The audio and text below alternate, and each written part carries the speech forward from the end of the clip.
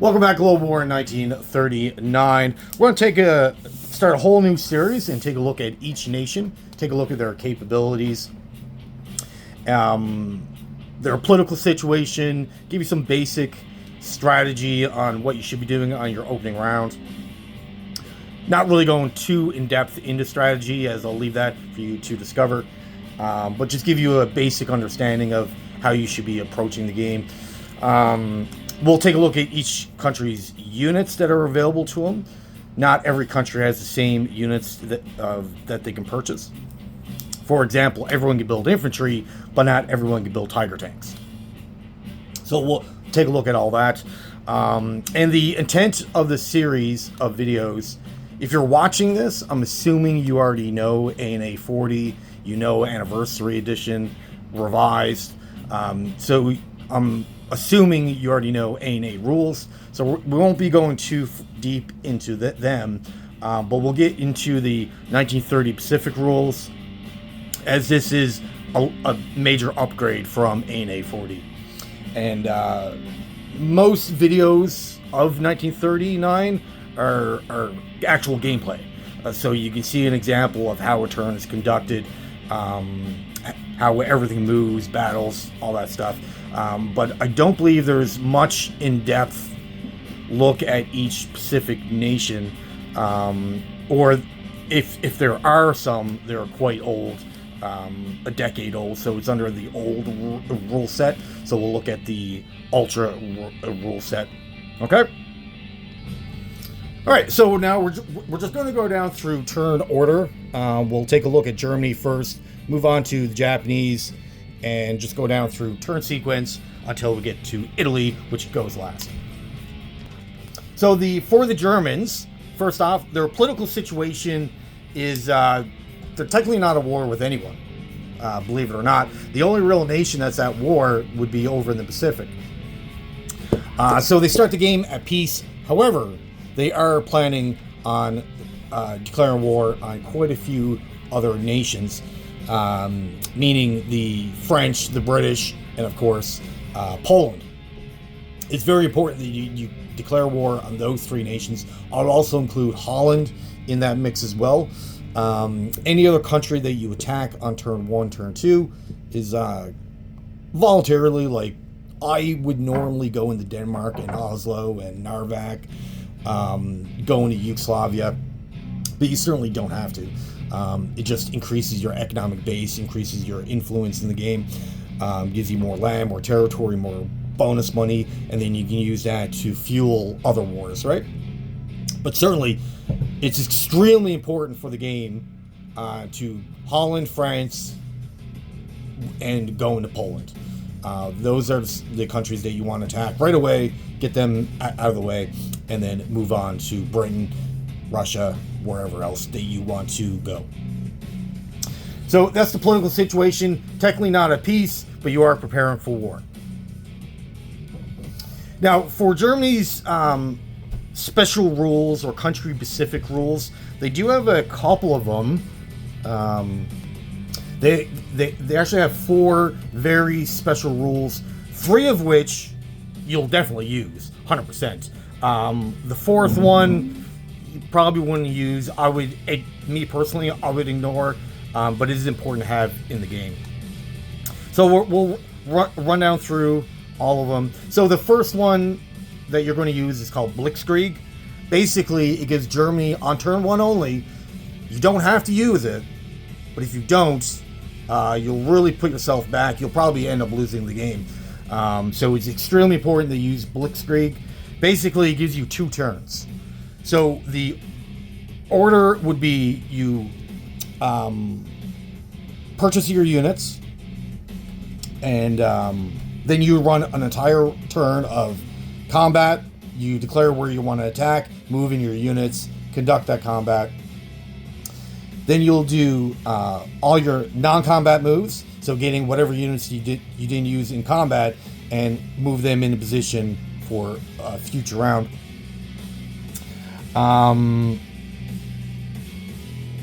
Then you'll place your new units that you bought on right away. That ends the first impulse, and then you move immediately into your second turn, your second impulse, which you would run down through the turn sequence again.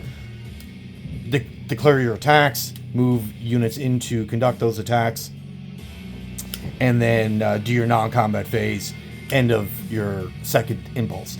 Now, you don't get a second purchase, so you would buy whatever units that you want to buy, place them down at the end of the first impulse, and then run an entire turn again, but you don't get a second purchase.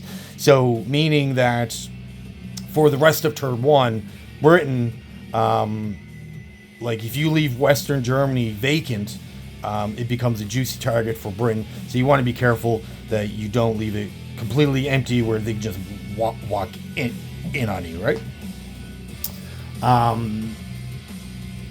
So that's Blitzkrieg, very important.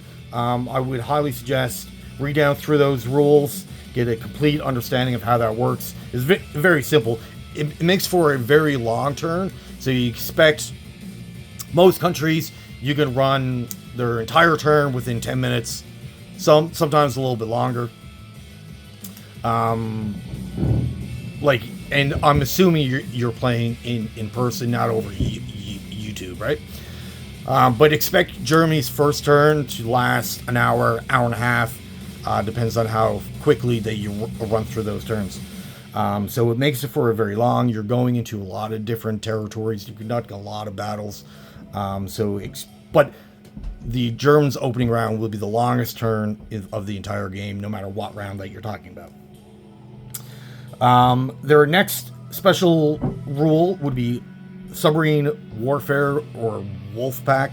It's pretty simple.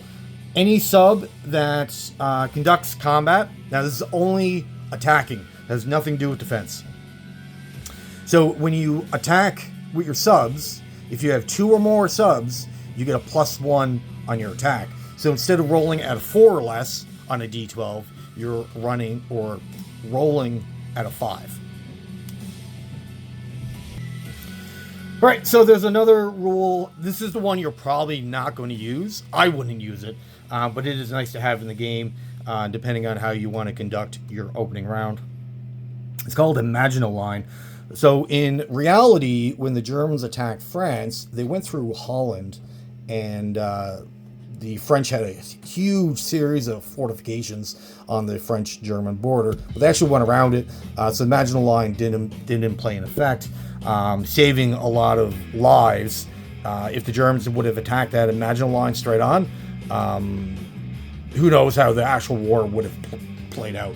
But by going around it, it got rid of the fortification. Now, the French start with a fortification in Reims, but the problem with, say you went into Holland on your first turn, on your first impulse, and then attack Reims on your second impulse, well, now you can't get into Paris. So this is the rule that I would actually ignore. I would still go into Holland and Reims on your first impulse. Second impulse, take out Paris. And then their last special country-specific rule would be Operation Barbarossa. This is a turn, or a rule that you wouldn't invoke on your opening round. You would save this until you attack the Soviets. If you attack the Soviets. Now, this is the Germans declare war on Russia. If you're ever playing the game and Russia has an opportunity to declare war on Germany, then this negates this entire rule. So when the Germans do an unprovoked attack against Russia, there's a big paragraph I could read off to you, but basically the way this rule actually works is that you pick 3 territories in Russia, that all the German units going into these 3 territories would get a +1 on their attack. All Soviet forces get a -1 on their defensive die rolls.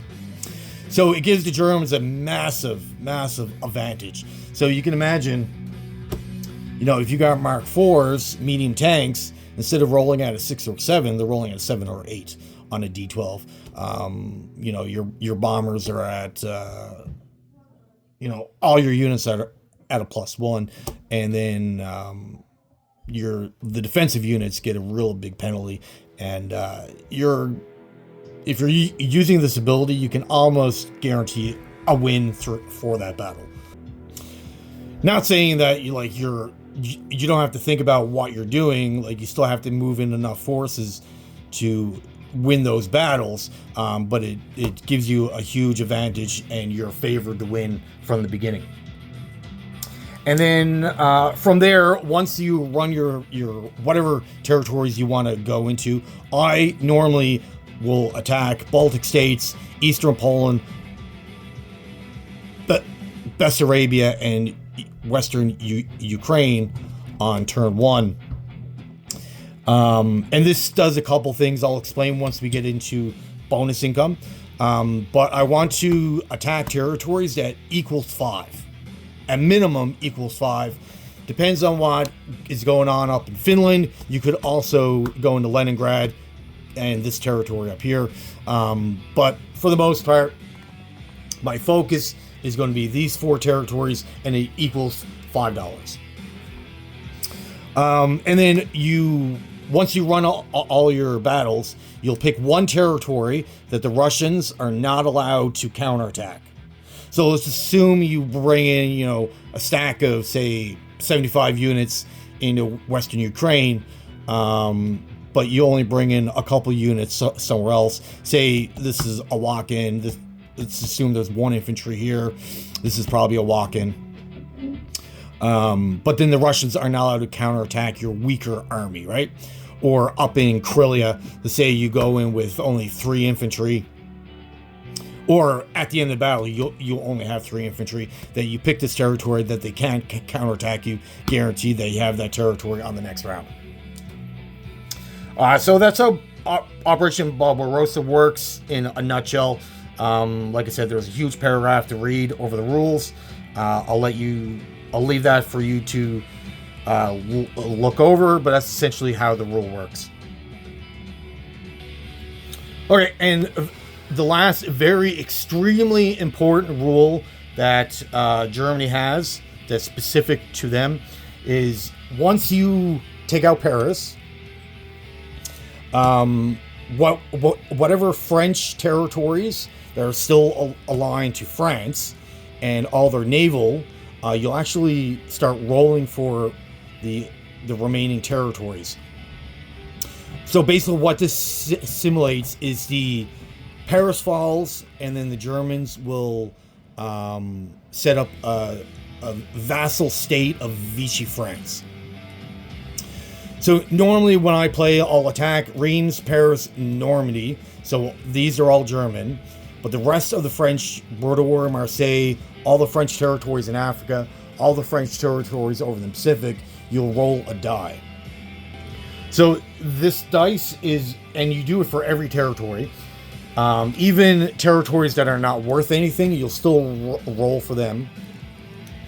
And basically, you just roll a d6. And if on a roll of 1, 2, or 3, that territory will align itself to Vichy France. So it's aligning itself to the Axis. And on a 4 to 6, that territory will align itself with Free French, or the Allies. So with the units left over, like Bordeaux is empty, so there's no actual units there, but the territory is worth money. It's also tied into a bonus. But Marseille, for example, these 3 territories down here actually have units in them. There's 2 infantry, 3 infantry. Over in Pacific, French Indochina, Saigon, they also have units. Syria has an infantry. So what happens there, if on a 4, 5, or 6, if these territories align itself with Free France, so Britain, those units are free to move, attack. You would conduct or play with those units in the same manner as if they were British infantry. However, if they're Vichy, then they're locked to that territory. They can't move, they can't attack, they will defend themselves, certainly. So if, for example, if Morocco aligns itself with the Vichy France, so the Axis, and British or the Americans attack Morocco, they have to fight the two French infantry in that territory. And in Africa, they're not regular infantry, they're actually French Foreign Legion, so they actually get a higher defense value than a fort. But if they go Free France, so align with the Allies, then these 7 infantry can move around, attack, do whatever they want. So when you're rolling for these, the territories, some territories the Germans care about with the French, other territories they don't, doesn't really matter. The ones that are the most important, depending on what you want to do, you want Bordeaux, you want Marseille, you want Syria, just because it gives the Italians a landing spot on their turn with their fighters. So the British have a fleet here that if this goes Vichy, then it gives an opportunity, not guaranteed, but it gives an opportunity for a battle to happen here. So this is important, but not the most important. If I was to rank the level of importance, or the ones that you want more than others, these two are the most. These ones really matter how they align. These 3 territories here matter to a degree, but not, you're not like game ending, oh, this messes up my entire first 2 turns. It's definitely a big hindrance if these go allied, but not the end of the world. The rest of the territories in Africa doesn't really matter how they align. And the two territories over the Pacific, how they align, Free French or French Indonesia, Saigon. It matters to a degree, again, not the end of the world, but you do want them to align to the Axis or Vichy France. And then once you get all the territories done, then the French have ships on the map. They have a bunch of ships, C-Zone 24. They have some in C-Zone 37. And then a couple ships here and here.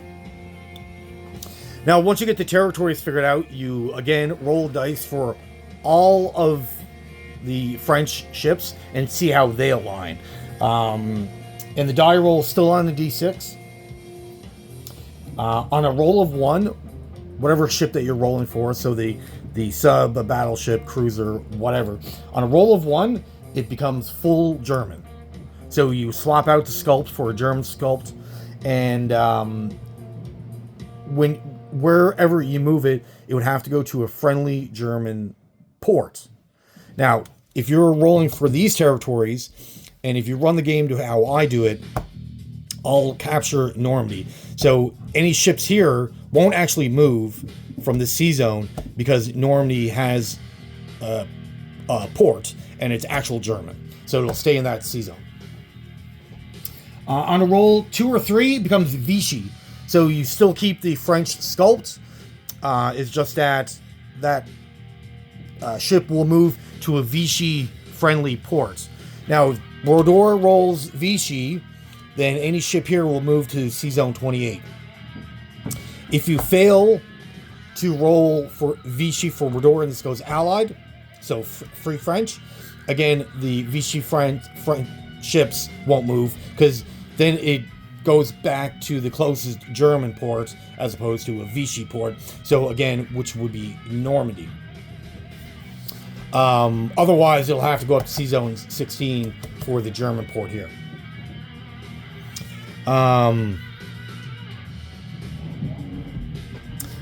So on a roll of a 4, the ship is scuttled. So it's completely removed from the game, it's destroyed, and you just take it off the map. On a roll of 5 or a 6, it becomes Free French, so then becomes under the ownership of the UK. And again, when you're moving or trying to figure out where the ship ends up on the map, follow the same rules as if it goes German. So it'll go to the closest Allied or British port, So ships in this sea zone, if it goes British, it'll stay in that sea zone because London has the closest naval base. Now, for the ships in the Mediterranean, there's a couple different options. Marseille, if this goes Vichy, then it'll stay in Sea Zone 37, or most of the ships will move to this sea zone. Like the ship here, I believe there's a sub, it'll move up here. If it gets scuttled, they're, again, just completely removed. If it goes German, it'll move to Sea Zone 39. No, it'll probably stay here because it'll default to Vichy, because German has no sea ports in the Mediterranean, so it'll probably stay here. And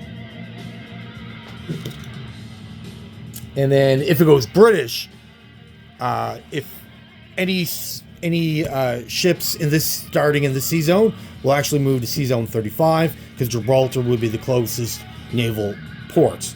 Now, this ship here, if this goes Free French, so aligned with the British, it'll move to Sea Zone 47. And once you figure out all those roles, the territories, the ships, wherever they move, then you just continue on the game as normal. But figuring out Vichy France is extremely important, and I wouldn't rush through it. Take your time. Figure out the roles, figure out where the ships are moving, figure out what territory is aligning with which side. Because it will impact the game severely if it's not run correctly. Alright, so that's the special rules for Germany. That's the political situation. Let's take a look at their national objectives. So this is a way for Germany to gain extra money. And they actually have quite a number of national objectives. Some countries have only 2. Other nations have a whole slew. So the Germans actually have 6 that they can potentially get extra cash from. The first one, you get a plus $5 on your production if Germany controls the entirety of Denmark, Oslo, Narvik, while Sweden is neutral or under Axis control. So, that would be Denmark, you'd have to own, Oslo, you'd have to own, Narvik, and Sweden would have to be neutral or under Axis control. Now, there is a point in the game where you can potentially get Sweden to align with the Germans, so they would stand up as a full German ally. You get their standing army, their navy, and of course, their production. Now, the Germans can also attack Sweden, but that would be foolish. Don't do that. Wait for your opportunity to align Sweden, because it'll help you out greatly. The army, their starting army is not it's good. Don't get me wrong. It's actually, out of all the neutral nations, I would place their standing army as probably 3rd, and they're only behind Spain and or Poland. But you're going to attack Poland. There's no physical way for Poland to align with you, so you're definitely going to attack Poland. But out of all the nations, they would be 3rd on the list if you're comparing all the neutral countries. If you're only comparing the countries that are either aligned with the Germans or have the potential to become aligned, they're probably 2nd. So that's how you get plus 5. You also get a plus 5 production if Germany is not at war with the Soviet Union and is in control of Warsaw. So this is why you want to attack Poland and capture Warsaw on the opening round. It actually does a few different things. So if you fail to capture Warsaw on your opening round, then Poland, say you only win into West Poland, and Warsaw and East Poland are still under Polish control. Both these territories, all the units, everything here becomes aligned automatically with the British. And on the British turn, then they're free to move and attack the Germans, or Hungary, or whatever. So taking out Warsaw, if you do happen to take out Warsaw, you'll already have the Western Poland. So Eastern Poland becomes locked, becomes a neutral on-a-line territory, and their units can't move. They can only defend. So the $2 here, Britain won't collect. Their units can't move, so you're completely safe. So you'd be completely safe, and you won't be in fear of being attacked by the Polish. The other reason why you want Warsaw is because of this national objective. You will get a +5 because after the first round, you're technically, once you take out France and Poland and Holland, and if you attack Denmark and Norway, then the only country left that you're technically at war with would be Great Britain. And if you run Germany's first round correctly, the British won't be in any position to really give you any kind of threat on a counterattack. So taking out Warsaw, very important. All right, so that's two of their bonus income or national objectives. Their third one, they'll get a +5 when Germany or any Axis-aligned country, Vichy France is included, has a minimum of 1 ground unit in each of the 7 Western coastal territories. So you need at least 1 ground unit, and it has to be a ground unit, so planes don't count. So infantry, airborne, artillery, armor, mechs, and cavalry. Any of those units, you're fine. But if you leave it vacant and only have a fighter or a bomber, they don't count. So you get +5 with the 7 territories, which would consist of Bordeaux, Normandy, Reims, Holland, Western Germany, Denmark, and Oslo. So if you have at least 1 infantry in any of those, and it has to be in all of them, you'll get a +5 on your production. So now we're going back to the French territories and the roles, and this is why I said both of these are extremely important to the Germans, that they roll Vichy France or align with the Germans. Because if this goes British or Free France, then it's impossible for you to get this extra $5 production. Because what you'll do if this goes Vichy France on the die roll, on the second impulse, on the non-combat phase, you'll have a unit or any unit that can move 2 spaces, you'll purposely leave behind and won't run it in this attack on the non-combat phase. And again, this is why you attack Normandy. You'll have a movement, any unit that can move 2, and it'll just walk right in on the non-combat phase because friendly, and you can do that and you don't have to attack it. So that goes, that's why this is important to get that $5 or extra $5 plus the $1 that the territory it holds. So that die roll is really dependent on you getting an extra $6 to use on turn 2 or not. Now, if this does go Free French on round 2, you'll just attack it, you'll walk in, and then you'll start getting that extra $5. So if this doesn't go Vichy, you'll lose out on $6 for that one round. Which $6 is kind of a big deal. It's 2 extra infantry that you can place on the map 1 turn earlier. Their fourth national objective, it would be +3 for each territory if Germany controls Leningrad, Stalingrad, and Moscow. So, Leningrad, Moscow, Stalingrad. If you capture any of these 3 cities, you get a +3 for each. So if you happen to knock out all 3, that's +9. That's a big deal. +9 is massive, right?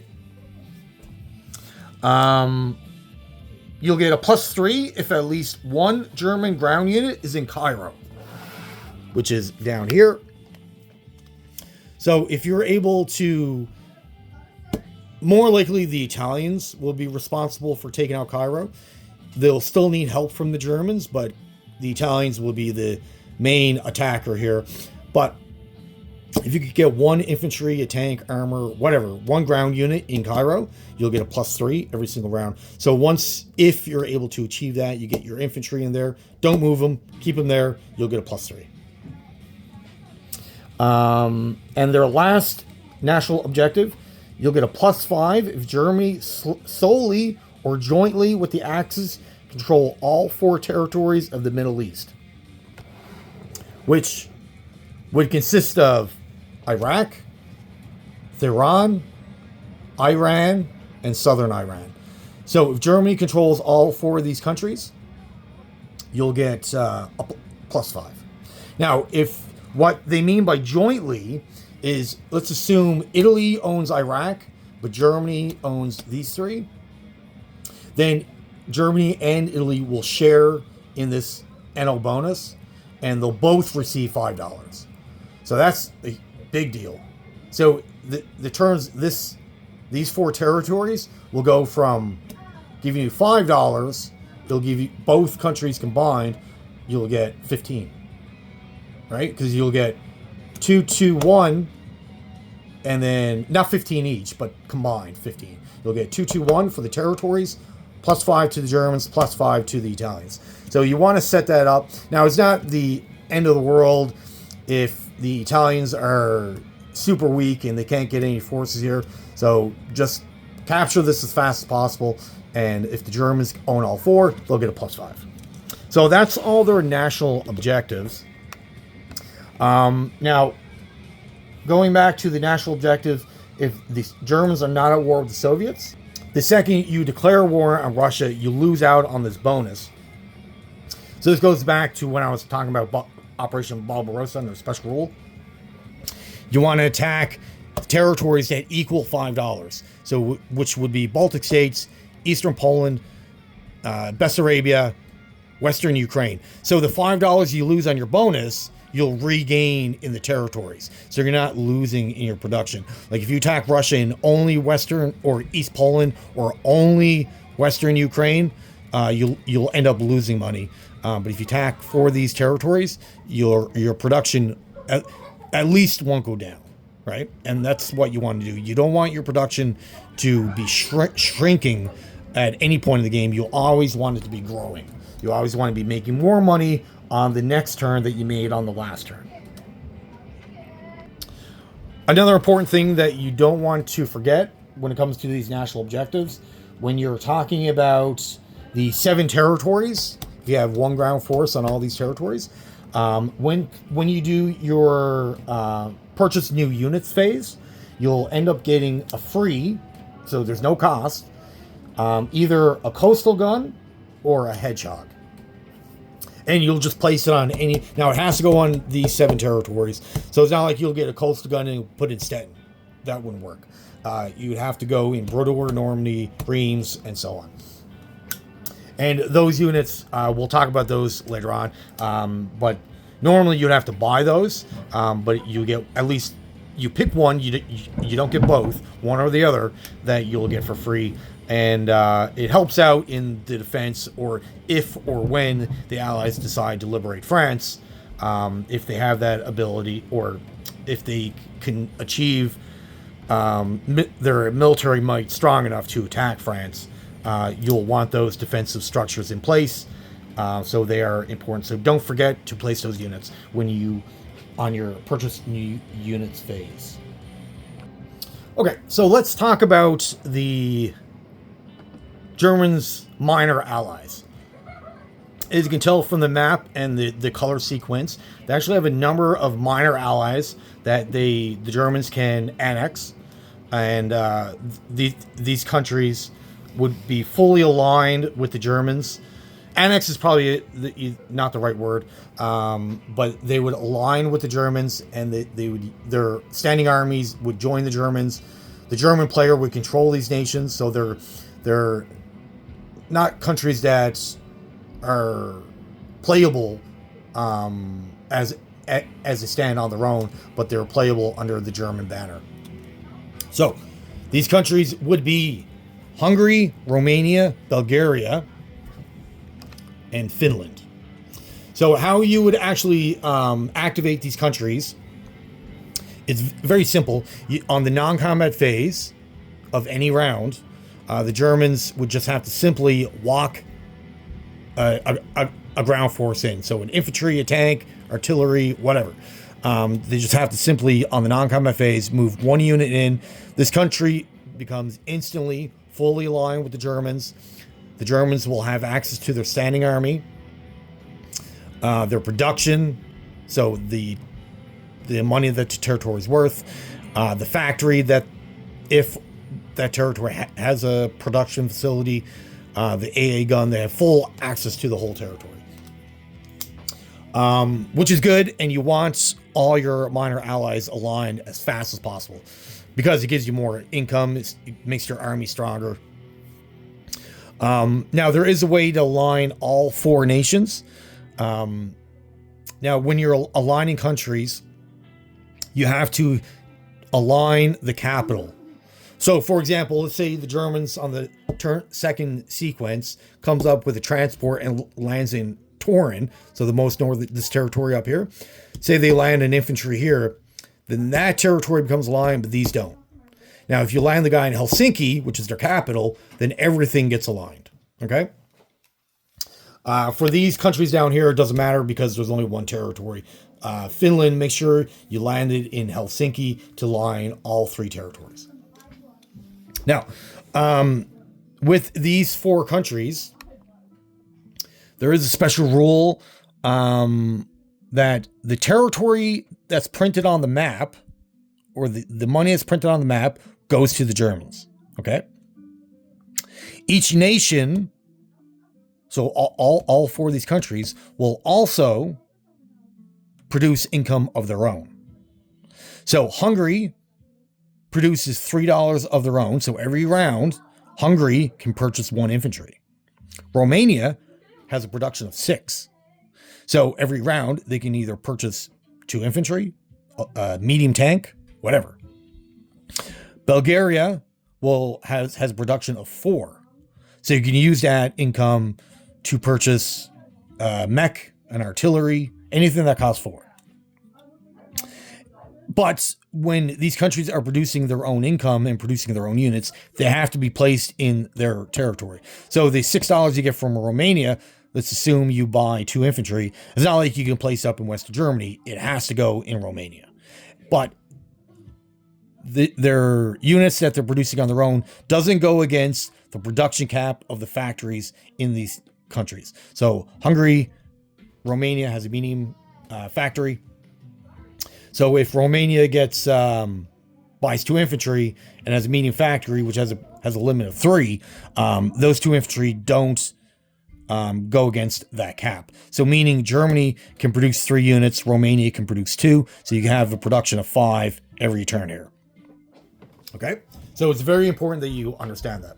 Now, the Finns are a little bit different because their territory is broken up in 3. Again, each territory gives 1 each to the Germans. If Finland owns all 3 territories, then they produce $3 for themselves. So each turn in Helsinki, it has to be produced in Helsinki, they can get 1 Finnish infantry. Now, the second that they don't have all 3 territories, then Finland won't be producing on its own. If for whatever reason you lose, one of these territories gets captured by, say, the Russians. Let's say the Russians, for whatever reason, they take out Helsinki. Say they send up an army, take out Helsinki. Then the Russians will install its own government friendly to the Soviet Union. And and another special rule that you have to worry about when it comes to your allies or the Axis minor nations is that even though you activate them, you'll get the money, you'll get access to their factories and all that stuff. However, the units in the standing armies that you get from Hungary, Romania, Bulgaria is actually locked. They can't move, they can't attack, they can't do anything until both Yugoslavia and Greece are under Axis control. So either Germany controls it or Italy. Doesn't matter which owns what, as long as both of these, Yugoslavia and Greece, are under Axis control. Then you can freely move and attack from all three countries. So it's very important that if you fail to take Greece with the Italians on turn 1, then Hungary, Romania, Bulgaria can't actually do anything movement-wise until they're aligned. Okay, now when it comes to strategy, I'll just give you, this is what I normally do with the Germans on turn 1. You can certainly conduct this any way you want. You don't have to follow this guideline, but this is what I normally do. So for the first impulse, the territories that I'm going to attack would be Reims, Holland, Western Poland, okay, and Oslo. Those are the territories that I'm attacking. I'm going to put most of my focus in there. And I'm going to attack it with anything that can actually reach those territories. There are a couple units that you want to not attack on the first impulse. Like there, in Stettin, you start with a number of medium tanks. You want to keep at least one behind. You want to keep a couple of infantry in Czechoslovakia. You want to move those in the non-combat phase to Austria. Austria only starts with one infantry.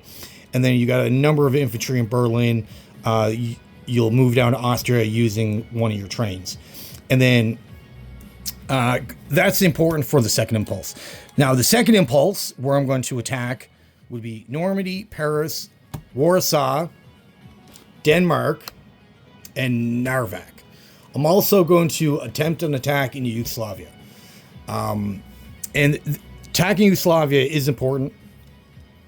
It does have a +4 of production, and it gives you access to Bulgaria.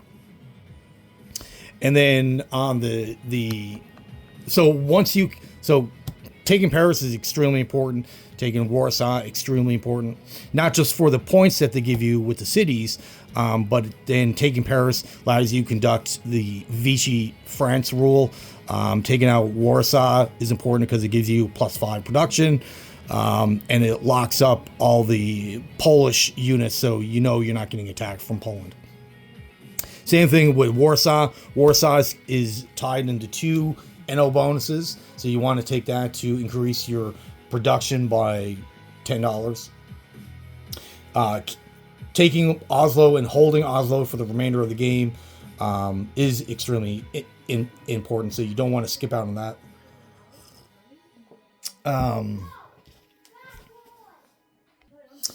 And another reason why you want to take out Yugoslavia, because on your impulse 2, on the non-combat phase, if you leave any unit that can move 2, so like a mech or tank, whatever, you're probably not going to use a tank. You'll probably just use one of your mechs. And then you can move 2, go through Yugoslavia, activate Bulgaria. If you fail to take Yugoslavia, then you can't activate Bulgaria until turn 2, which, you know, that's $2 extra that you can collect on turn 1, right? For turn 2. Otherwise, you won't be able to use that income until turn 3. And the standing army and the production facility and all that stuff, right? So let's take a look at the individual German units. I'll give you a suggested purchase option for your first turn, and then go from there. So the Germans start with $52 to start the game. Now they're if you look at their country produces 24, but their starting income is 52. Now there's a number of ways you can break this down and spend it. I've seen players, they'll purchase subs, some form of Navy, they'll purchase Air Force. I stick to only Army. So now when I say Navy, Air Force, Army, that's what I mean. Army is tanks, infantry, mechs. Air Force is obviously anything related to planes. And Navy is anything related to ships. So with my $52, I'll stick to only army units. This is what I would highly recommend your purchase options being: 6 medium armor for 36, a mech, 2 artillery, and an airborne unit. And this will round out the remainder of your 52. So you're not actually going to save anything. You're going to spend it all. And these units have destinations in mind. So on your second impulse, once you lay all these units down, and there's 10 units here, you have a production facility in Western Germany that has a production limit of 10. So place all these in Western Germany. Nowhere else, just Western Germany. The 6 tanks you'll take into fight Paris, because whatever after the Reims battle, whatever left over, whatever survived Reims, that's the units you have to go into Paris. So by getting the 6 extra tanks, it greatly increases your combat effectiveness, and it almost guarantees the Paris win. And I can't stress it enough. Taking out Paris is your number one goal. Anything else doesn't matter. Paris is everything. You have to take Paris. If you fail to take Paris, you might as well just surrender. Taking Paris is extremely important. And those 6 tanks will help you greatly in achieving that goal. For the rest of the units, I would highly recommend, if you're going down this purchase path, 1 mech and an artillery will go into Normandy. Normandy is 2 spaces away from Western Germany, so infantry, you really can't get there. And you'll use your mech to tow your artillery to get into Normandy. Normandy only has 1 infantry, so you can bring 2 of these in, maybe a 3rd unit, maybe a plane, whatever, to take out Normandy. This artillery, you're going to bring that into to attack Denmark. Again, Denmark only has 1 infantry. You're obviously going to pair that with an infantry of your own, maybe a plane, something. But you're only fighting 1 infantry. And this airborne unit, you're going to buy this. Now, this is an optional thing. If you're making a play for Yugoslavia, I would recommend getting an airborne unit, because you can use the transport plane to get 1 extra unit into Yugoslavia. And attacking Yugoslavia, their standing army is pretty sizable. There is an AA gun. They got a number of infantry they have to take out. So getting as many units in there as possible is important. And because you're standing army with the Germans, you're going into so many different territories, and you need certain units to go into certain territories to guarantee victory in each battle. So what you can bring to Yugoslavia on the second impulse is not really a lot comparative to other territories. So I would recommend getting the airborne unit, because you get 1 extra unit in fight that battle. But if you're not planning on attacking Yugoslavia on turn 1, then you can obviously take the $4 for that airborne, do something else with it. But this is how I normally run Germany, so this is my recommendation of your opening purchase. Okay, so let's take a look at their units, what they can buy, and what's available on their focus tree. Now, being the Germans being one of their primary nations, it's one of the major nations in the game. They have their purchase options is quite vast on different units that you're able to buy per round. However, not every unit is available right away. Some units, they don't become unlocked until turn 6. Some get unlocked on turn 5.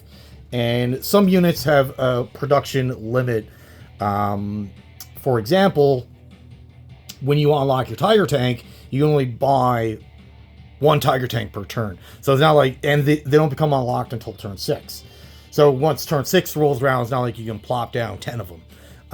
You can only buy 1 per turn. And same thing with the other tanks. Mark 5, you can only buy 2 per turn.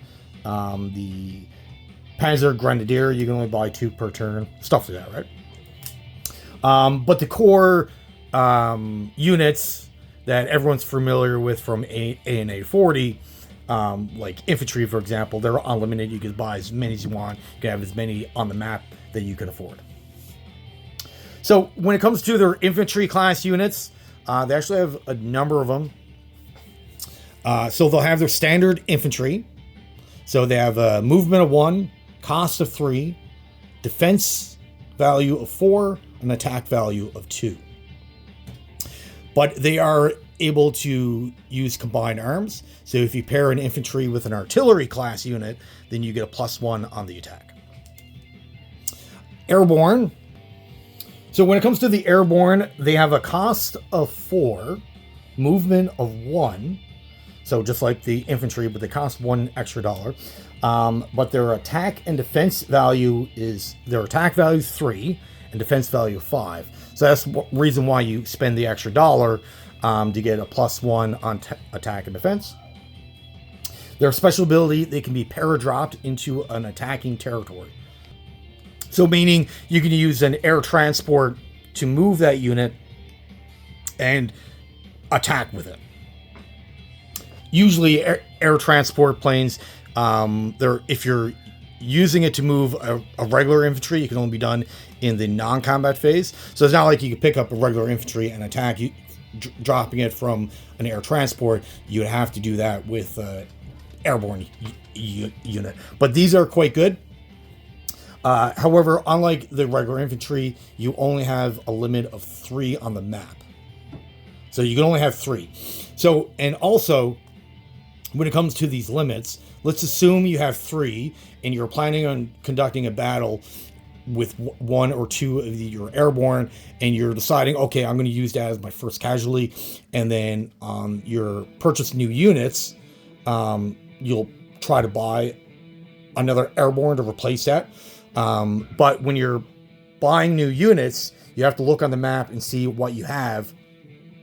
So if you're trying to buy a fort or have an airborne in your build queue, but you already have 3 on the map, that's not allowed, because then technically you would have 4. But as long as you stick to the limit of 3 on the map, you're good to go. And then that brings us to our Wolfen SS infantry. These are specialized infantry only available to the Germans. Another name for them would be your advanced infantry. So the way they work, they cost 3, just like a regular infantry, have movement of 1, like a normal infantry. But your build limit is 1 per turn.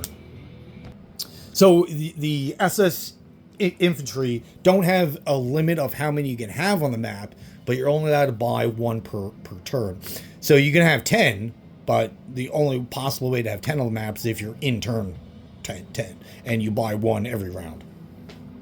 But it's, as if you're playing Germany, like other nations, I would highly recommend buying, 5 infantry every round. So of course you're going to make one of your infantry builds be one of these. There'd be no reason why you wouldn't. The special ability, they get +1 on the first round of combat in any battle. They'll get a +1 on their attack and defense. So their normal attack value is 3. Their normal defense value is 4. But they get a +1 on attack and defense on the first round of combat only. So these SS infantry are extremely important to the backbone of your army. And just even forgetting about the +1 on the first round, just the attack value of 3 is already a +1 from your regular infantry. So there'd be no reason why you wouldn't buy these every single round. And you want them on your front lines to complement your actual fighting force. And all 3 of these units have the para ability. If they're paired with artillery, they get a +1.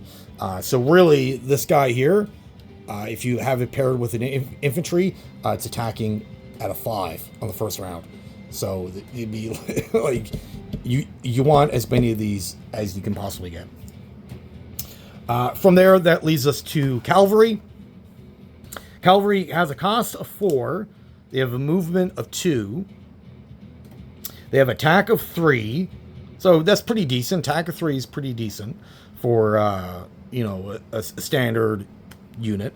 But their defense is where they're lacking. They only have a defense value of 2, so it's not really the greatest. It's actually, out of all your units, that you have access to as the Germans, your cavalry has the lowest defense value of your army units. But you have a limit of 3. And you actually start the game with 3, so it's not like you can buy one on your opening round. A cost of 4 is pretty expensive, but their special ability is they can blitz, just like a tank. So they can be quite handy, versatile in that regards. Okay, so let's take a look at the mech units. Mechanized infantry are essentially normal infantry. They have the same attack and defense value as regular infantry. However, they have a movement of 2. But they can't blitz. So it's not like you can use them to capture territory, move into another one. You have to leave that to your tanks. But essentially, they're fast-moving infantry. But they have a cost of 4, so you're spending the extra $1 for the extra movement. But there's no limit of how many you can have. So they're quite great there. Your next mechanized unit would be specialized just to the Germans. So your SS Panzer Grenadier. And your mechanized can be paired with artillery to get a +1 on attack. Your Panzer Grenadiers, again, just like your mechanized, cost of 4, movement of 2. They have attack value, their standard attack values of 3, and a defense value of 4. So right off the hop, of course, you're going to prioritize this unit. If you're buying mechanized, get the Grenadier over the mech. Just because it has the same cost as a regular mech, same movement, but has a +1 on attack. However, they don't become unlocked until round 2, so that's the reason why we don't buy one on the opening bid, is because you can't buy any of these until round 2. And you can only buy 2 per turn. But past that, there's no limit of how many you can have. You can have 20 on the map, but you can only buy 2 per turn, starting on turn 2 onward. However, their pair ability, you can pair them with either artillery or a tank armor. Any armor, if you pair them, you'll get a +1 on the attack. So they'll move up to attack value of 4, which is fantastic for an army-based unit. Usually, it's your tanks that are giving you all your attack power, and your infantry are your shields against your opposing or your enemies attacking on you. You'll take all your casualties on your infantry first. So having if you pair with a tank, having an attack value of 4 is amazing. And if you pair it with a tank, they gain the blitz ability if paired with tanks. So these are the units that I would classify under the infantry classification. Maybe you can have your cavalry under a vehicle class, but this is what I would consider infantry class units. These you want as many of these on the map as possible. Limit of 3, unlimited for everything else. But you can only buy 2 Grenadiers per turn and only 1 SS infantry per turn. Everything else you can buy as many as you want. For artillery, the Germans actually have 4 artillery units that they can purchase. The first one will be your self-propelled artillery, which is this unit here. It has the cost of 4, so not too bad. Movement of 2. Your attack and defense value is the same at 2 dice at 2. So for every one of these on the map, when you're running your defense or attack combat, for every one you'll actually gain 2 dice, but they have attack and defense value of 2 per dice, which is good. So it gives you the opportunity to land 2 hits per unit, which is pretty decent. They don't become unlocked until turn 6. So prior to turn 6, you can't buy any of these, and you can only have 3 on the map. But they don't have a production limit, meaning that it's not like you're forced to buying one per round. You can buy all three on turn 6, but you can only have 3 on the map. But it is considered artillery, so if you pair it with infantry, your infantry will get a +1 like your normal artillery. Another specialized unit only available to Germany would be your PaK-40 anti-tank gun. So the way this runs is cost of 4, movement of 1, unless it's paired with a mech, then its movement is increased to 2. Has attack value of 2, so its attack value is not that great. You're not going to put these in position where you're actually running battles, but the defense value is a 6. So the way because we can only have 3 on the map, they do have a limit of 3. What I normally do with these, as soon as turn 6 becomes available, or this unit becomes available on turn 6, I'll buy all 3 and place them in Paris, just because of the defense value. This unit is amazing on defense. It's probably not going to suit you well going against the Russians, because usually when you're playing around in Russia, you're the aggressor, you're the one going on the attack. But in France, once you capture all of France, then this immediately becomes a defensive battle zone for you, for the Germans. So you want them in defensive positions. And Paris would be a prime location to get all 3 in there. Again, their attack value is not the greatest. Defense value is amazing for the cost. Like, it only costs 4. Normally, to get on a defense value of 6, you have to buy a medium tank, which costs a lot more than 4. And then you have your normal artillery. These are unlimited. You can buy as many as you want. There's no unlock turn. You can get them right away. So artillery has a cost of 4, movement of 1, unless it's paired with an artillery or paired with a mechanized, then his movement is increased to 2. Has an attack value of 3, defense value of 4, and like I said, you can buy as many as you want. So their special ability is that if you pair it with an artillery or an infantry, then the infantry gets a +1, which is fantastic. All right, so moving on to heavy artillery. Most nations do have access to heavy artillery, but they're way more expensive than your normal artillery. They have a cost of 6, movement of 1, and they don't have the pair ability with mechs to get a +1 on their movement. They can always only move 1. So it's not like if you're in Russia or somewhere else and you're like, oh, I'm going to use my mech to move at 2 spaces. Can't do that.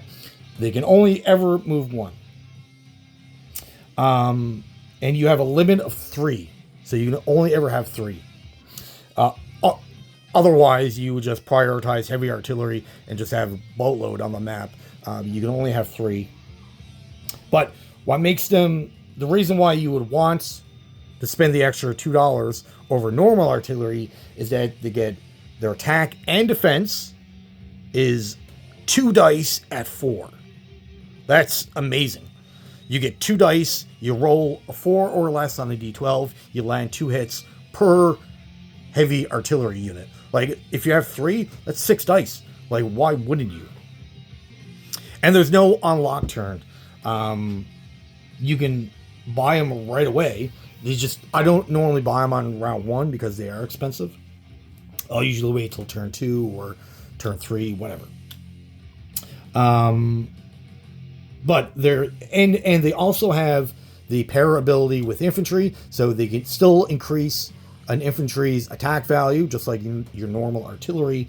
Is just their biggest downside is that they only ever have a movement of 1. That's really their drawback.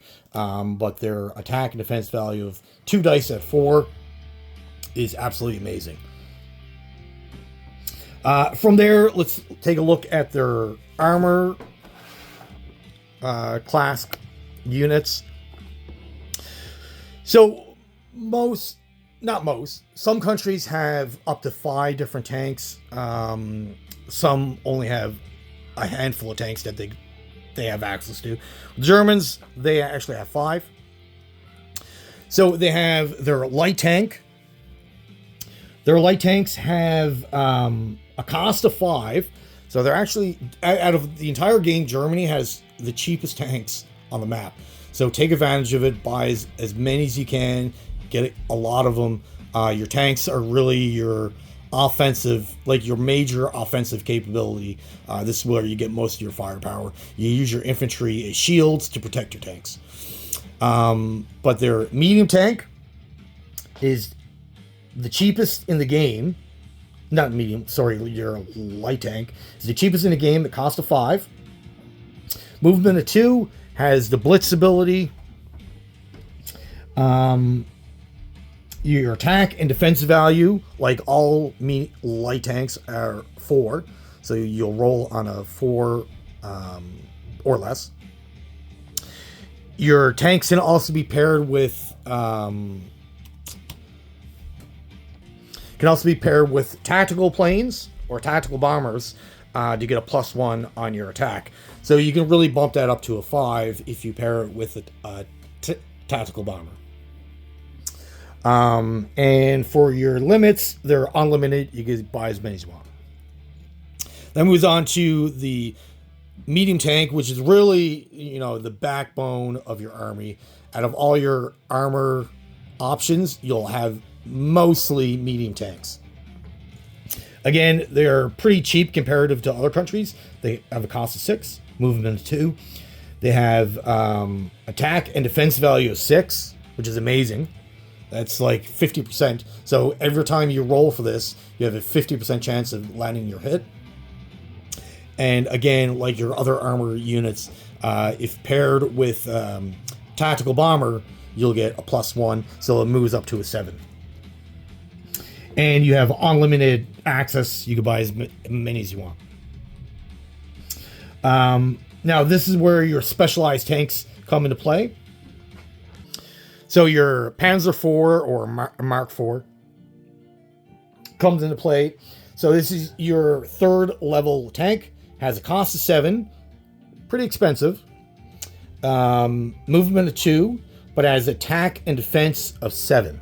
So it already has that inherent value of 7, unlike your medium tank where you need to pair it with a tactical. The Mark IV already is at a 7. And then if you pair it with a tactical, it goes up to an 8. Super amazing. The drawback from the Mark IV is that they don't become unlocked till turn 2, so now you can buy them on round 1. And you can only buy 2 per turn. So you're limited on how many per turn you can buy, but you can have 50 on the map. Now, if you're playing that long, you get what I mean. You can have as many on the map as you want, but you can only buy 2 per turn. From there, you'll go into your Mark V. Now, this is where your tanks get really expensive. Has a cost of 8 for your Mark V. Again, it has the movement of 2 like all armor units. But it has an attack and defense value of 8. And again, if you pair it with a tactical, it goes up to a 9. So these tanks are super amazing. Get as many as you can on the map. Put them in positions where you're going to be running big battles, like battles that you have to win. Like the battle for any of the Russian cities. Put them in defensive positions. So having a couple in Paris, probably a good idea. But they don't become unlocked till turn 5. So anything prior to turn 5, you can't get these. Anything past turn 5, get as many as you can. And it has a production limit of 2 per turn. So again, you can have, just like your Mark IVs, you can have as many on the map as you want, but you can only ever buy 2 per turn. So once round 5 hits, if you're looking to get your heavier tanks, I would prioritize these over the Mark IV. Yes, it does have that extra cost of 8 compared to a 7, but that extra attack and defense is super amazing. And then from there, you have your highest level tank, which is your Tiger tank. Again, it has a cost of 8, so they have the same cost as your Mark V. So and they don't become unlocked until turn 6. So anything past turn 6, if you're like, oh, I'm going to buy a Mark V, well, they have the same cost, so get your Tiger. You can only ever buy one per turn. Turn 6 onward, you can buy one per turn. You can have as many of the map as you want, but you can only ever buy one at a time. However, where these become super amazing is that they have attack and defense of 9 on a D12. And if you pair it with a tactical, it goes up to a 10. Like, on a 10, 1 to a 10 on a die roll on a D12, like, you can, when you're calculating your battles before you actually conduct them, you can almost guarantee that you're going to hit every time with these tanks. So if you can get like a big army and get 2 or 3 of these in that army, man, super amazing. It's just that if you ever lose one, if you have to take it as a casualty, it's a pretty big blow. You probably already lost that battle, because if you're taking these as casualties, they're probably the last in whatever army that you have. And of course, like all your tanks, they have your blitz ability. They all have movement 2, and they can all blitz. From here, this is your tank destroyer. So it's cheaper compared to other units. It's the same cost as a medium tank at 6, so pretty decent. There's no unlock waiting time with the tank destroyer. It has a movement of 2, but you can only buy 2 per turn, right? So it's not like you can plop down 10 at a time. You can only ever buy 2 per turn. But where these become really, their main benefit is their attacking. So if you have these in Russia on the front lines, they have an attack value of 7. And they can be paired with your tactical bombers, just like any other tank. Brings it up to an 8. Have a die roll at 8 for only cost of a 6. Man, that is super amazing. However, their drawback is that their defense value is only a 4. So if the Allies decide to attack a German army which has these tank destroyers, you're probably not going to rely on them a lot to win that battle. But on the attack at a 7 for a cost of 6, man, get as many of these as you can. You can buy 2 per turn. And then from here, the train. Now, the train is important. You want these on the map. You can only ever have 2 and on the map, so you're limited on how many you can have. So it's not like you can start purchasing more. You start the game with 2, so that's the most you can ever have. And think of these as transports for land. Just like your transports for in your Navy can move units around the map quicker. Think of these as in the same manner. So your armor train, they have a cost of 9, and you don't really worry about that as if you lose one in a battle. Movement of 4, so they can move around the map pretty quick, right? So like, if you're here in Paris and you want more units over here, your infantry would have to, 1, 2, 3, 4, take 5 turns. If you go this route, take 4 turns. You get a train, and your trains can carry up to 3 ground forces. So any 3 ground forces, artillery, infantry, whatever. You can move it from Paris to Romania in 1 turn. 1, 2, 3, 4. Like, super amazing. Their drawback is that they can only enter territory that they've owned at the beginning of your turn. So, for example, let's just say you have an army here in Bulgaria, you attack, or in Romania, you attack Western Ukraine, and you had, a couple of infantry and a train here, and you want to reinforce Western Ukraine in the non-combat phase. Well, you can't move your train in here because you just capture that unit or that territory. You can only move it in territories that you owned when you started the turn. So that's really the drawback. But they're really amazing to move units around the map much faster. I normally use them I don't really use them to move tanks around a lot, because tanks already have a movement too. So anywhere I need my tanks in Europe, I can get there on their own. But it's the infantry that I rely on those trains. It has a defense value of 2. It can attack because it's purely, you would only use this purely in the non-combat phase. But it does have a defense value 2. So just say for some reason you had a train in Normandy, the British or the Americans attack Normandy, it still will give you 1 dice at 2. And like I said, you can only ever have 2 on the map. So that's all their ground forces, all their army-based units. Your artillery, infantry, armor. So let's take a look at their Air Force. They have a number of planes that are available to them. Most of these planes are available to every other nation. So it's not like, there's anything really special here. But your Air Force, as your Germans, is important. I rely on them heavily in your opening round. When paired with tanks, it gives all your tanks +1 if you're using the right plane. And then after that, then I'll use them down and bring them down to Africa, help out the Italians. And once they're no longer needed in Africa, then I can quickly get them back up to Europe, go into Russia. So you have your medium bomber. So your medium bomber is pretty standard, has a cost of 12, so they are pretty expensive. All planes are pretty expensive. Cost of 12, movement of 6, so you can get pretty far. Has an attack value of 2 dice at 4. So this is really where your bombers shine.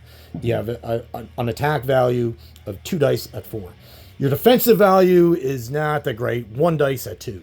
So you're not going to put them in positions where they're being attacked, but you'll certainly use them on the offense. And you can have as many as you want. There's no production limit or turn cap. Heavy bombers, cost of 14.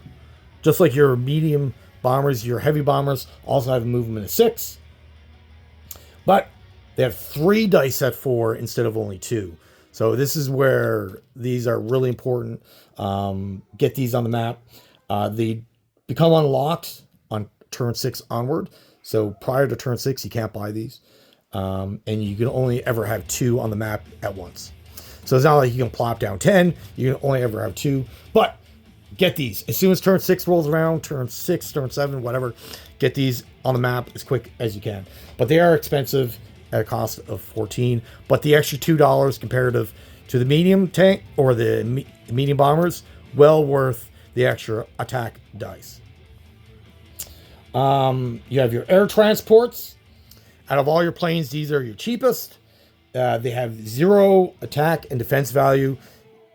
They're strictly transports to move infantry around if you're talking about airborne, for attacking regular infantry in the non-combat phase. They have a movement of 5, pretty decent. And you can only ever have 3. Now there's no turn on lock, but you can only ever have 3 on the map at once. So if you can put these in position, say you want to get guys on the front line, this is where these would come into play. You can move up your infantry pretty quick. And you can move any infantry, so your infantry, airborne, SS infantry. You can't use these for mechs, only those 3 infantry units. And if you're wanting to use this in an attack, it has to be the airborne. However, you're still subject to ANA fire. So if you're moving into, say, Moscow, which has an AA gun, you have to factor this into that defense attack. You have your tacticals.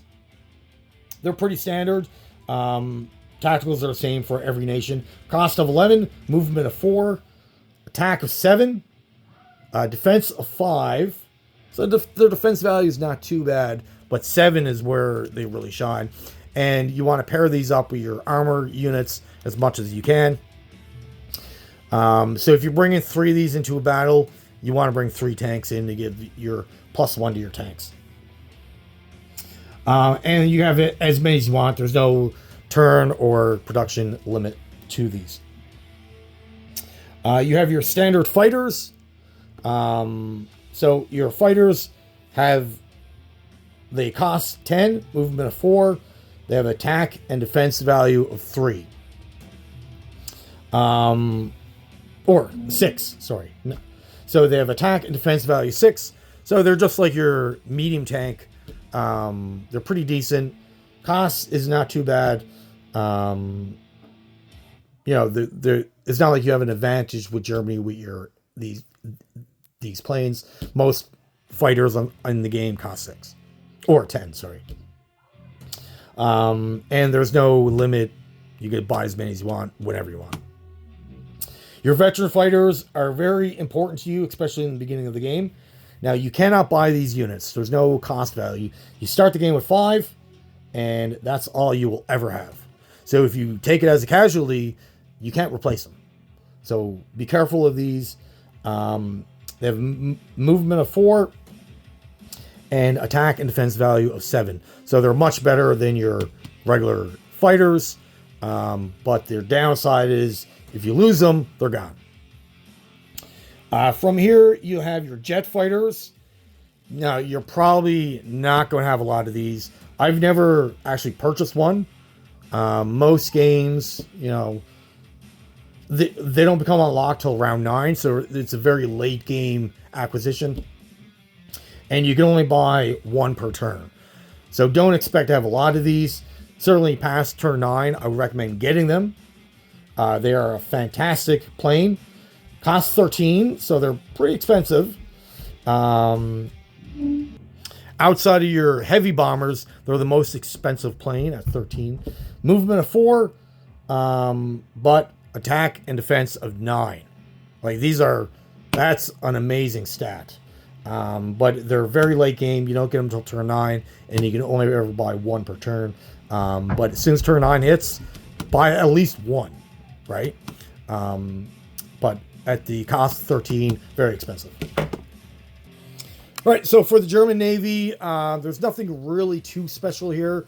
You have access to the same ships that every other nation does, so your carriers, battleships. So you have your cruiser. Cruisers have a cost of 11. Movement. All ships have a movement of 2 for the most part. Cost of 11. Attack and defense of 6. But buy as many as you want. There's no unlock ability. Your aircraft carrier, again, the standard, just like any other aircraft carrier. Cost of 16. Movement of 2. Attack of 2. And a defense of 4. However, like all carriers on the map, you can only ever shoot at planes. So if you're running a battle and there's no planes and it'd be aircraft, they're not actually going to do anything. From here, you'll have your coastal battleships. Now, coastal battleship, you cannot buy these. You'll only ever get these if you annex or capture a territory. For example, Oslo. Oslo has 2 coastal battleships. And once you take out Oslo, you have to roll for the ships, just like in France. And depending on that die roll, you may acquire a coastal battleship. Sweden also has coastal battleships that you'll get if you annex Sweden. So how they run is very similar to a normal battleship. Cost of 2 or movement of 2, but their attack and defense is a 5. They can still absorb a hit, which is great. Now, if you decide to take a casualty on the coastal battleship, their attack and defensive value gets reduced to a 3. Its movement gets reduced to a 1. So if it survives the battle, you can only move 1 space. And then you need to get it to a friendly naval port to repair it. And once repaired, it gets all its normal stats back. Movement, and its attack and defense value of 5. But you cannot buy these. All right, so this leads us to the German battleship. Now, the German battleship is not like any other normal battleship. its stats is all of its stats are just like a normal battleship. Cost of 18, movement of 2, an attack and defense of 8, just like any other battleship. It can absorb a hit.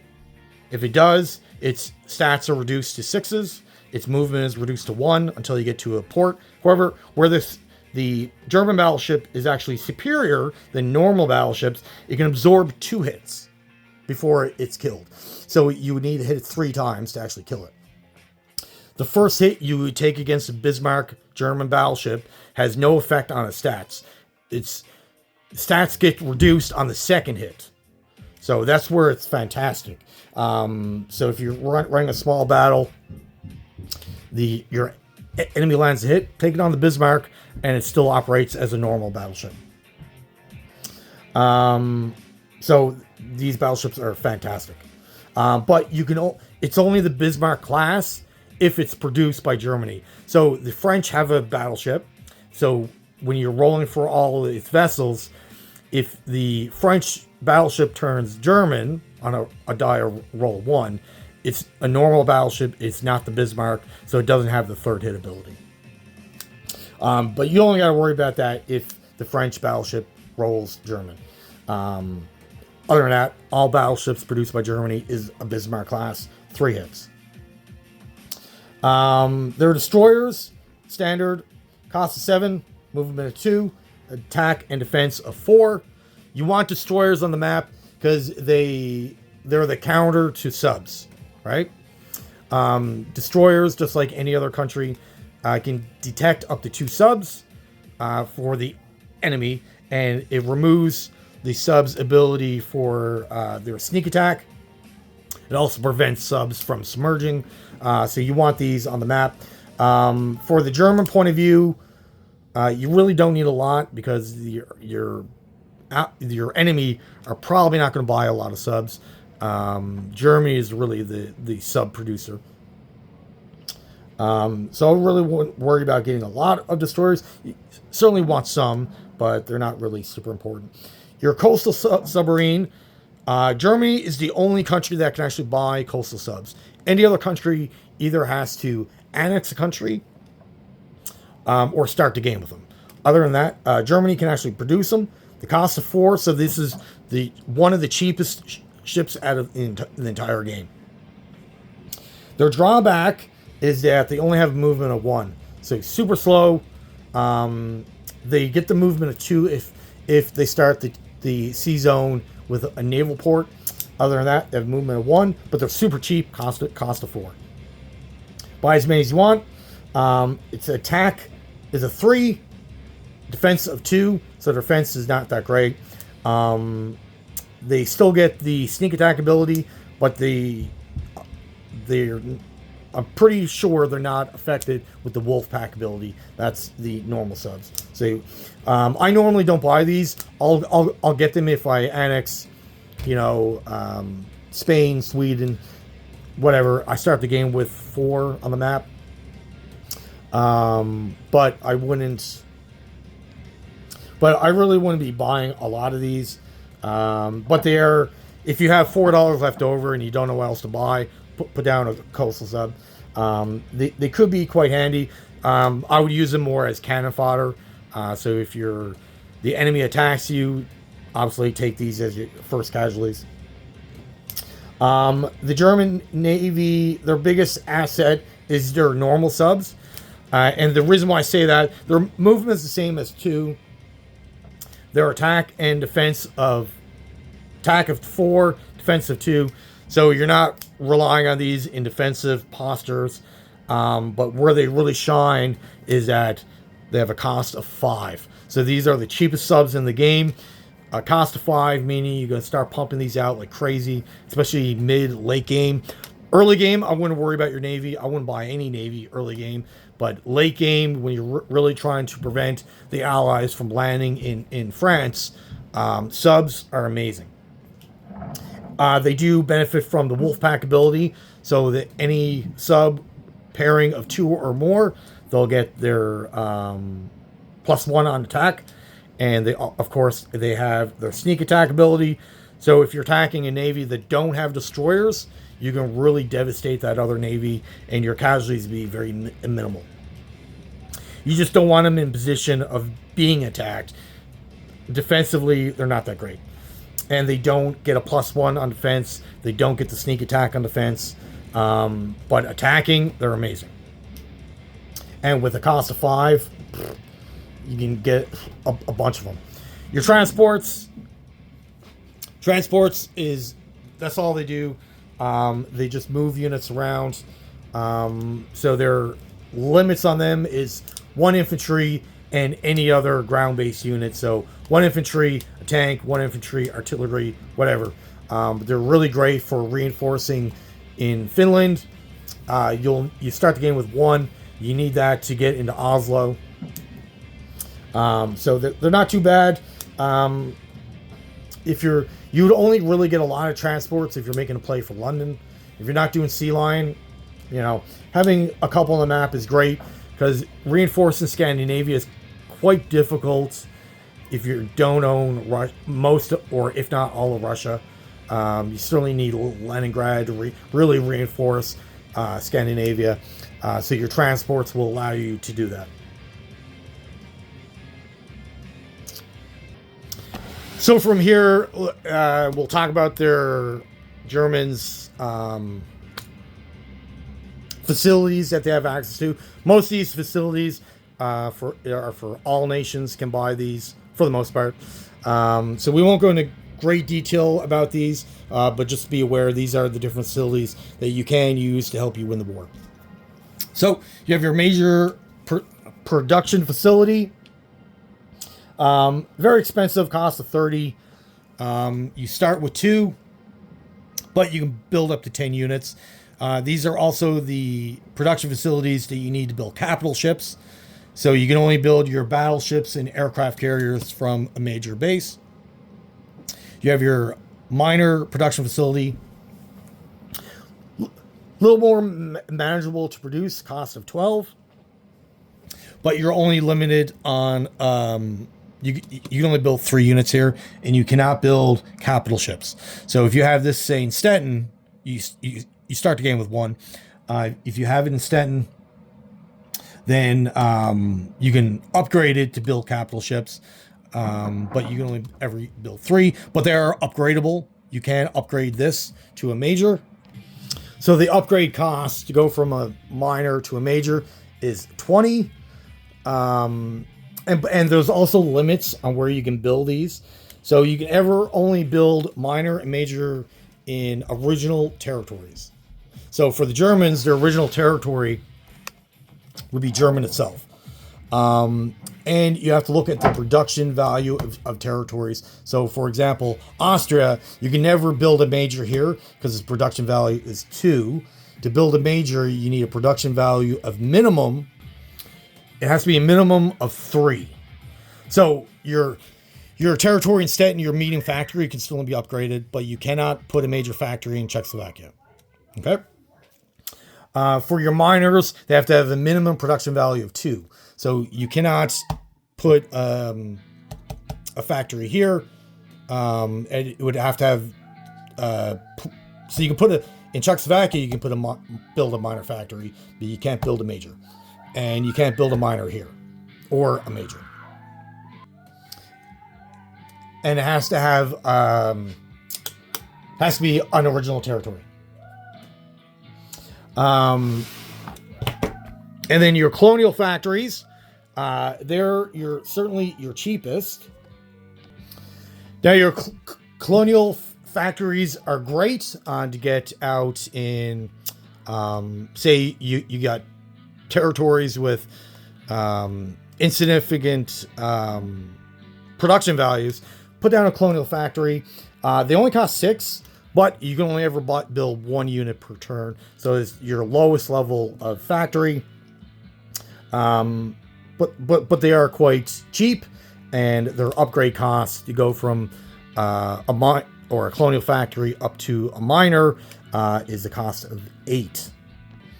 So they're not too bad. So if you place one down, say in Tobruk, for example, or Austria. You can put one down, upgrade it later. It would actually be more expensive to do it that way. Take obviously more time.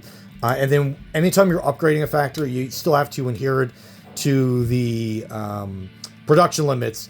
So it's not like you can cheat the rules and be like, oh, I'm going to put down a colonial factory or a minor factory somewhere and then upgrade it later to a major. Still got to follow the same production limit rules as majors and minors. From here, then you got your fourth level, I guess she'd do this now, would be your military bases. Military bases are great for your front lines.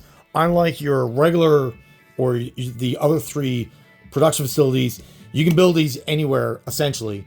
You can even build them in territory that you've captured, so in enemy places. So, for example, Germany attacks Kiev, captures it. Normally you can't build any production facilities here at all, but you can build military bases here. And they're quite cheap. They are quite cheap. They only cost $4, so not too bad. It's a way to get a production facility on the front lines, but they can only build infantry, and they can only build one. And each nation is limited to 3 on the map. So it's not like you can capture Russia and put down 20 of them and get 20 infantry on the front lines. You can only build 3, but it is a way to get 3 infantry in on the front lines much quicker, instead of, for the Germans, producing them here and then spending a bunch of turns trying to get them to the front line. Build one here, you're good to go. And like all facilities, they're all subject to bombardment rules from your bombers. But that's just regular ANA 40 rules. So I'm assuming you already know those. Naval and airports bases, they're the same. Every nation can get them. Basically, the naval base or the air base will give you a +1 on plane movement. They also allow you to do,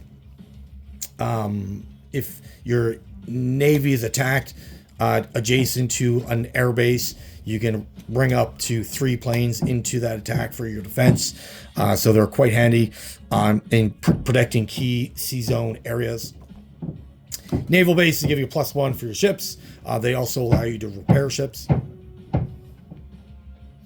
Your AA guns, they're great for defensive against bombardment from bombers. If your territory is attacked with a plane, they have to go through an AA check. Basically, you get a roll of 2. On a 2 or 1, the plane's shot down. Coastal guns, they're great. Remember, we were talking in the beginning of the video, the Germans can get 1 free coastal gun per turn, pending if they meet a certain criteria. But basically, if you're, say you got 1 in Bordeaux, Normandy, wherever, and Allied fleet tries to make a landing in that territory, you'll get a free roll, just like AA gun, but for the Navy. And you have the potential of killing a ship before the enemy can actually run its battle. Coastal guns have a cost of 3, and they have no attack value, but their defensive value is 3 dice at 3. For your forts are strictly defensive structures. They're pretty expensive, cost 15, but they have a defense value of their own. They get 2 dice at 5, and up to 10 infantry on the defense will get a +1 on the opening round. So these are only good for the first round of combat. After that, they go away, but 10 infantry will get a +1. So instead of rolling out of 4, they'll roll out of 5, and the structure itself gets 2 dice at 5. But they are expensive. Hedgehogs, they're a defensive obstacle only. You actually don't roll. They have a cost of 3. The way these work, say you got 1 in Normandy, British and American will land in Normandy to run a combat. But the hedgehog comes into play before the battle even starts, and it inflicts one casualty on your enemy before the battle starts. Normally, your enemy will take out an infantry, but it's one less infantry they have to worry about. These are really great in defensive positions on islands, so the Japanese really like these. So, say the America's trying to make an attack in Tujami, for example. You get one of these and an infantry for defense, and they only land 2 units with 1 transport. Well, one's killed right away. So it kind of forces the Americans to have 2 transport loads, which can potentially slow them down. Maybe they wanted to capture 2 islands this turn, but now because of this, they can only attack 1. So really great for island defense. Radar towers. Again, it's kind of like a defensive structure. Cost of 5, but it pairs really well with your air bases. So when you're, say you got 3 fighters here, and they're using their air base ability to offer assistance to their navy on defense, well, the radar tower allows you now to get 4 planes involved, and they all get a +1 on their defense. So having an air base and a radar tower in Cairo, London, different places like that are super valuable. For the Germans, if you're not really using your air force in combat, and you have 3 planes in Normandy, 3 in Brodeur, and a small navy in Sea Zone 28, you can put down a radar tower to get 4 planes. But when I'm running Germany, I really don't get a lot of these. These are super useful for the Allies, not so much for the Germans. However, it is an option of a structure that you can purchase. All right, so that's it for Germany. Those are the special rules, is how their minor allies operate. Their starting income 52. Run down through all the different units, structures that you can buy. Just when you're doing your first round, expect to have a long round. You're running a lot of battles. But your key countries to take out right away is France, Holland, and Poland. And you want to attack the British. You want to attack as much British Navy as you can to really limit what they can do to make a counterattack on your first turn. Activate all your miners as much as you can, and really from turn 2, 3 onward, you want to really prep up to go after the Soviet Union. But this is it for the Germans. Hopefully this gives you a bigger insight in the German capabilities and their units, and hopefully this gives you information on how to approach the German country. But Germany is one of those nations that are really driving the game. You're going to be doing a lot of attacking. Up until turn 6, you're really the driving force. Once you get to turn 9, 10, once you meet all your objectives to win the game, then that's when you'll switch to a more defensive posture. By that time, the Allies has their production up. So up until that point, you really want to be capturing as much Allied territories and driving your enemy's economic base down while driving yours up. Certainly, if you have any further questions, anything that I may have forgotten to cover, put it in the comments, and I'll certainly answer any questions that you have. All right. Well, thank you for watching. Have yourself a great day.